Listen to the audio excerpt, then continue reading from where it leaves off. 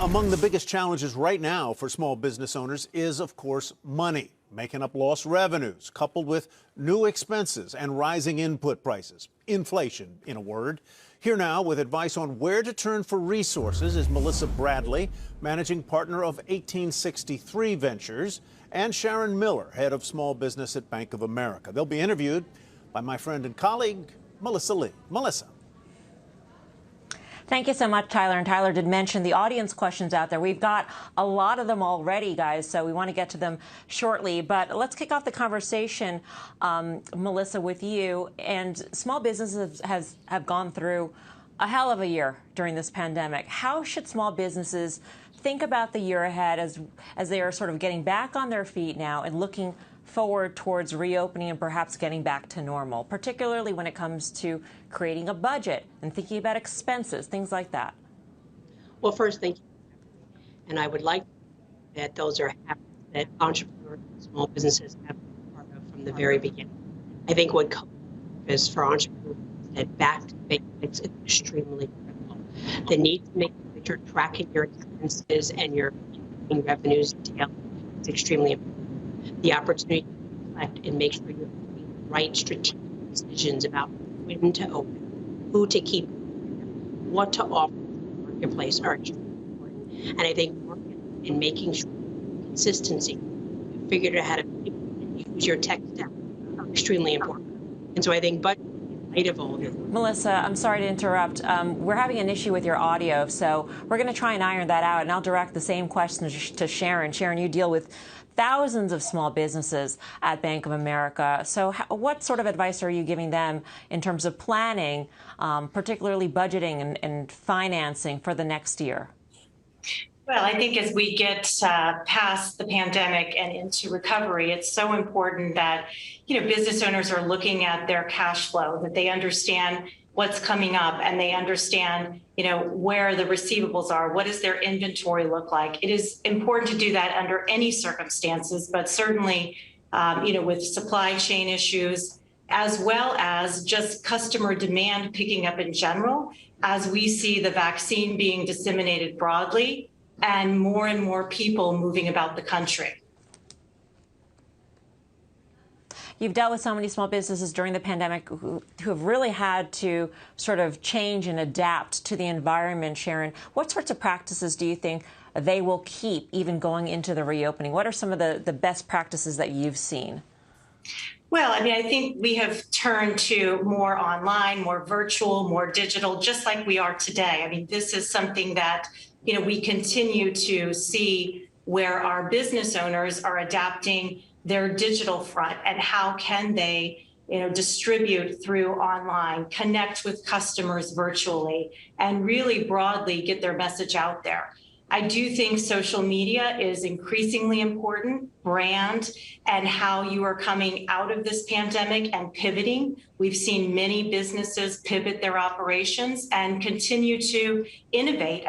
The silver lining of all of this is that we're seeing a lot of innovation happening, people adapting, and that's what entrepreneurship is all about. And that's why it is such an amazing country that we live in, where entrepreneurs are really the backbone of everything and will continue to help us recover.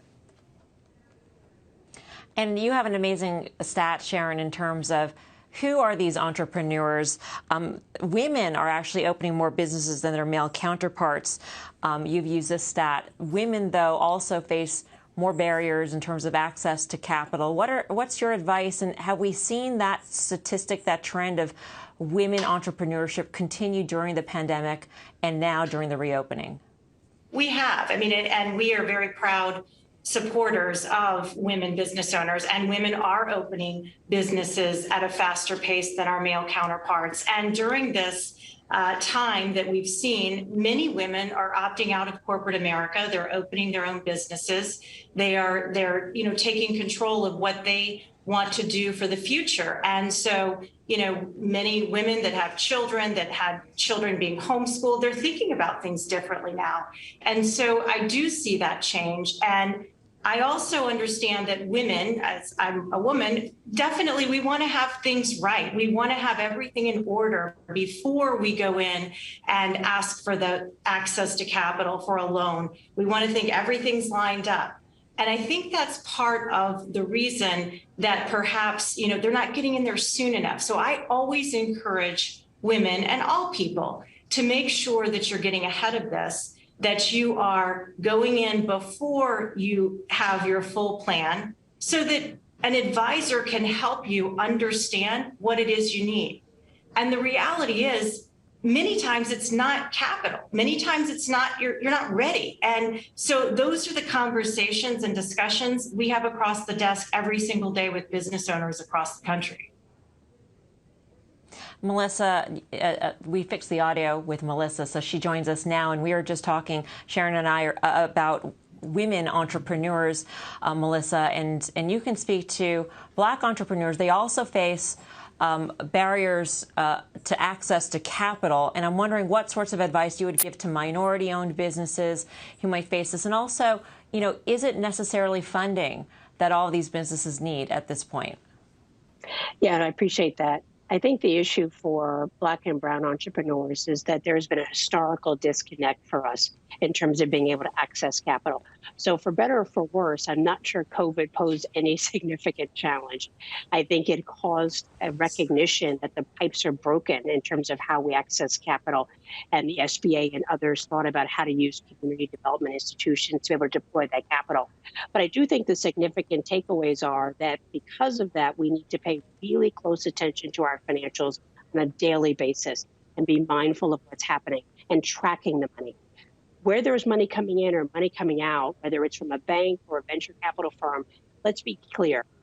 The best in money that people can get is from their customers. And so is it money that businesses need during this time? Yes, but more importantly, they need to be in touch with their customers. They need to really make sure that their marketing is reaching their customers and it's clear how they are pivoting from offline to online and how they're leveraging all of those tech platforms.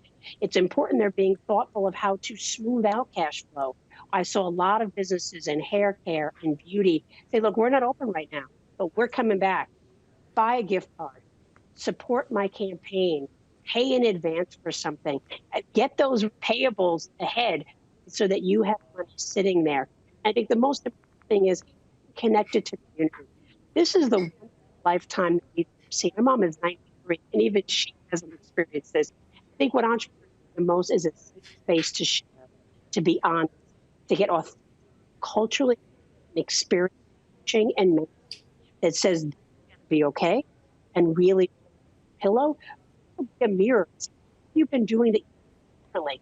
What are the opportunities, and where can you be part of other entrepreneurs and learn from what you've been able to do? I think the biggest thing I've seen is all of the coaching that's happened amongst rallying. We just heard from me how restaurateurs rally employees. I think that's really the best thing.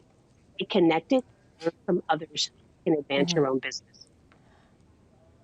All right. Unfortunately, the audio issue seems to persist. But we do want to get an audience question. Let's go to Ian, who's writing in, actually sending a question in from South Africa. Ian.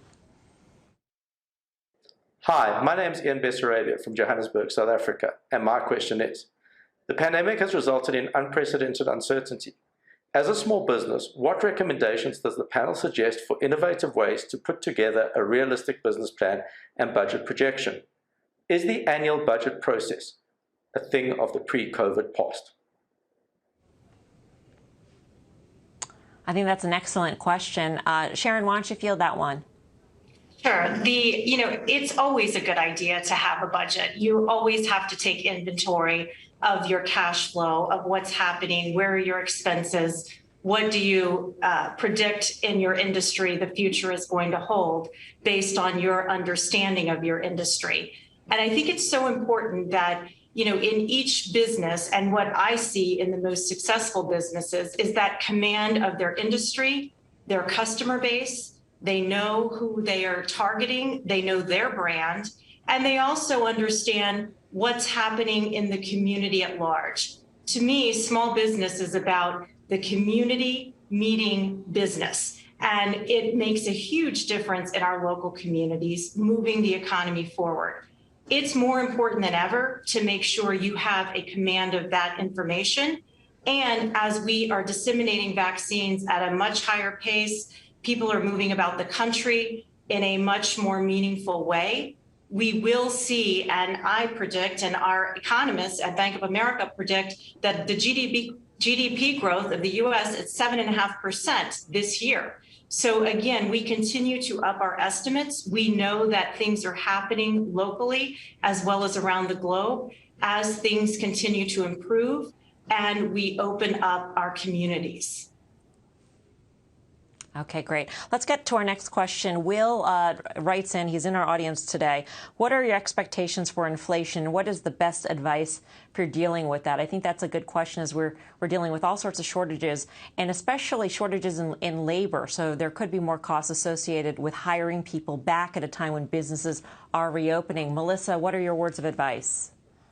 I think, again, stay on top of your expenses, really be able to manage and make the distinction between your fixed and your variable costs. Where you can translate some of those variable costs to fixed allows you to better budget, better manage, better project, recognizing that this is going to be out there for a while. We don't know how price fluctuations are going to vary. Supply is going to make them take a big hit.